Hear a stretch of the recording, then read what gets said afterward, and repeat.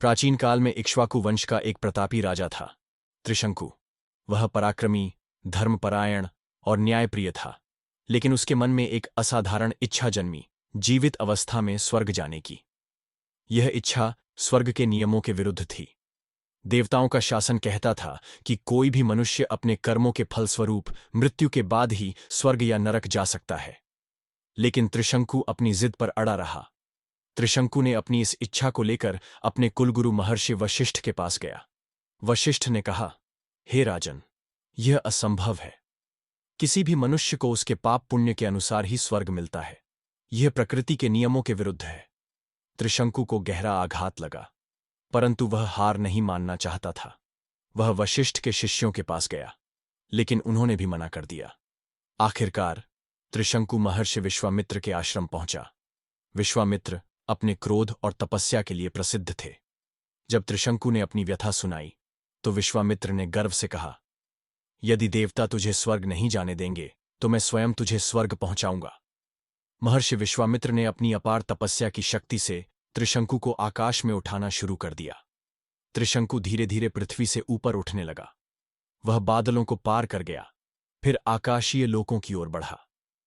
देवराज इंद्र यह देखकर चकित रह गए। यह स्वर्ग के नियमों का उल्लंघन था। उन्होंने अपने वज्र से त्रिशंकु को रोका और कहा, राजन, तुम जीवित अवस्था में स्वर्ग नहीं जा सकते। और तभी इंद्र ने अपने दिव्य शक्ति से त्रिशंकु को आकाश से नीचे गिरा दिया। त्रिशंकु नीचे गिर रहा था, लेकिन तभी महर्षि विश्वामित्र ने अपने तपोबल से उसे रोक दिया। वह न स्वर्ग में था, न पृथ्वी पर।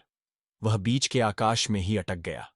त्रिशंकु ने पुकारा, गुरुदेव, मैं क्या करूं? मैं अब न पृथ्वी पर हूं, न स्वर्ग में।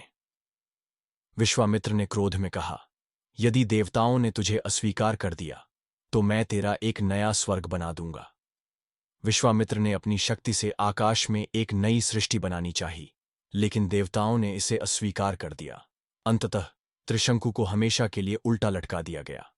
वह न स्वर्ग जा सका, न पृथ्वी पर लौट सका। कहते हैं कि रात्रि में जब हम आकाश की ओर देखते हैं, तो एक तारा उल्टा लटका हुआ दिखाई देता है। वह त्रिशंकु ही है। वह अनंत काल तक इस दंड को भोगता रहेगा, अपने असीम अहंकार और अनुचित अभिलाषा के कारण। यह कथा हमें सिखाती है कि अहंकार और प्रकृति के नियमों को तोड़ने की कोशिश कभी भी सुखद परिणाम नहीं देती। त्रिशंकु की इच्छा उसे अमर तो बना गई, लेकिन एक ऐसी अमरता जो कष्ट और पीड़ा से भरी हुई थी।